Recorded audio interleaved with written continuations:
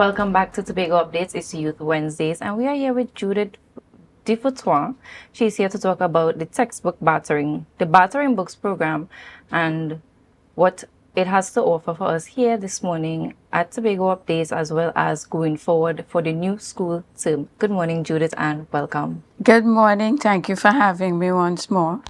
Thank you for coming. So, Judith, take us back to 2015. What inspired you to start the Battering Books program?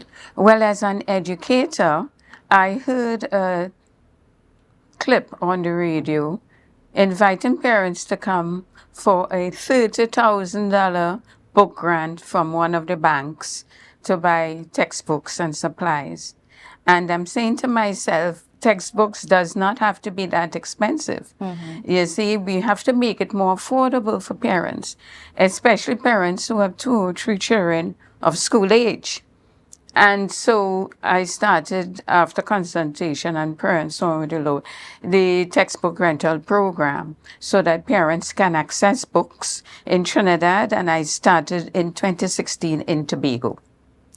Now, Judith, the Ministry of Education recently confirmed there will be no changes to the approved textbook list for 2025-2026. How does that decision impact the families you hope to help out for the new school term? Well, that declaration, that press release from the Ministry of Education is a plus. Simply because over the years, you would keep seeing every year or every other year, new and revised, and up goes the price. And when you check the book, it's basically the same book, to just shuffle around some pages, change some chapters, change the front cover. Basically the same book. So really and truly, it was a bit impetuous of the ministry to actually put out a press release so that the textbooks will remain as is as of last year. So anybody printing new books this year will not be, or should not be, I should say, on the book list. Okay, awesome. Now, earlier this year, we saw a bunch of CEPEP workers being sent home. I know that this morning you're here to specifically speak about that impact on the young people who are from these homes who would have been provided for by their families who work in CEPEP. How are you rolling out this program for the persons impacted by that? Yes, indeed. As a matter of fact, over the years, we've been building capacity. And we service approximately 400 parents both in Tobago and in Trinidad. And since this announcement with all these people going on the breadline, as it were, a number of them started accessing the program 2 weeks now. And when I heard them lament that most of their membership are anxious that school will be reopening soon and they do not have the wherewithal to get the textbooks, we took a decision at the board level to open up the program to any former CEPEP, URP, or forestry division worker that is in need of textbooks. As a matter of fact, anybody who is unemployed, they do not have to pay the membership fee. It is waived. You just pay towards the rental. And even in some instances, we have to waive the rental as well, because we understand what's happening with that family.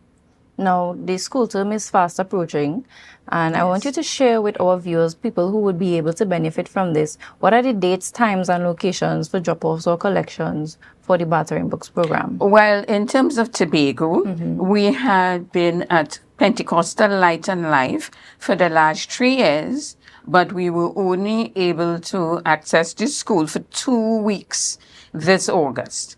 So in terms of Tobago, I had to put the books in storage. Since 2020, when I spoke to Mr. Kelvin Charles, I mentioned the program to him. And since then, I sent an email trying to get a location in Tobago. We've been moving from place to place. So for now, we will have to resort to our situation before, where people in Tobago will come to Trinidad and get the books. What they normally do is come down on the ferry in the morning. I am not far from the port. They collect the books and come back to Tobago in the afternoon. You see, but normally you just WhatsApp the book list to me. Right. My number is 333-3173 and indicate whether you are in Tobago or Trinidad and the parent's name, and I can tell you the days and times and so on to access the program. Now, would these families need to prove their CEPEP status, or is it that It's just Well, the people who came before, actually, they were very kind because they actually sent me their last payslip, okay, which means they want to be transparent. right. And in sending me that and the date, I was able to see when they were last paid and that they are no longer receiving funds to be able to pay a membership, so we waive it for them. Ms. De Verteuil, thank you so much for this work that you are doing. I know it would ease a lot of the burden that a lot of our people who have been laid off would be able Yes. to have that opportunity to take Yes. that stress off their mind in terms of providing for their children going back to the school term. I know it can be stressful Yes. having to wonder how your children are going to get the resources they need to function in school, because I know some of these things also Yes. resort to children bullying other children. Yes. So thank you so much for the fact that you are putting this initiative forward. Now, I want to ask you about sponsorship. Is there anyone who you're in partner with to help you achieve this initiative? Well, ideally, I would like to ask the parents who have gotten books from us over the years, they sign a contract on the requisition form that they are to return the books, some for 1 year, those who keep it for 2 years and then return, because it hampers the system when they don't return the books. Right. Because it then goes to somebody else.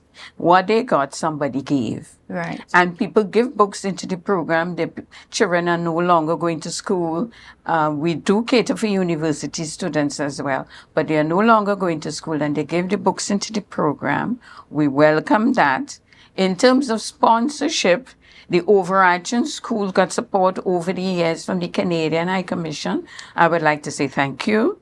I would like to say thank you to Mrs. Haddad. She allowed us at her location on Milford Road, rent-free, in 2020. We would like to say thank you to Mr. Douglas, Tobago Electrical. We were there for 2 years. But, and we would also like to say thank you to those who give stationery. We do give stationery while stocks last. We're talking notebooks, copybooks, and the like. Okay, so thank you to those who give. And if people will return the books, it will go a long way, both in Trinidad and in Tobago, because we do keep records. I'm happy that you created such a package in terms of not just the textbooks, but Yes. stationery as well, Yes, because we do. there may be people who actually are having some struggles in purchasing the stationery necessary to take their children back out to school. And I'm happy that you thought of that, and there are persons Yes. who are actually interested in also yes, that's contributing to our children's education, which are in the form of stationery as well. Now, can you tell us of any future initiatives that you plan to implement in this space? Well, future initiatives, I was asked to take the program of the islands. And so, yes, that is in place. But first and foremost, I would like to service Trinidad and Tobago, the land of my birth. And really and truly, we want to bring people on board because there are overarching services that is needful where the Battering Book Program is concerned, like social welfare officers, social workers. People come to me all the time, and based on their needs, they need to be referred to such agencies. Right. It's not just a matter of giving a handout and you don't know what's happening with them otherwise. You see, it's a holistic approach to education.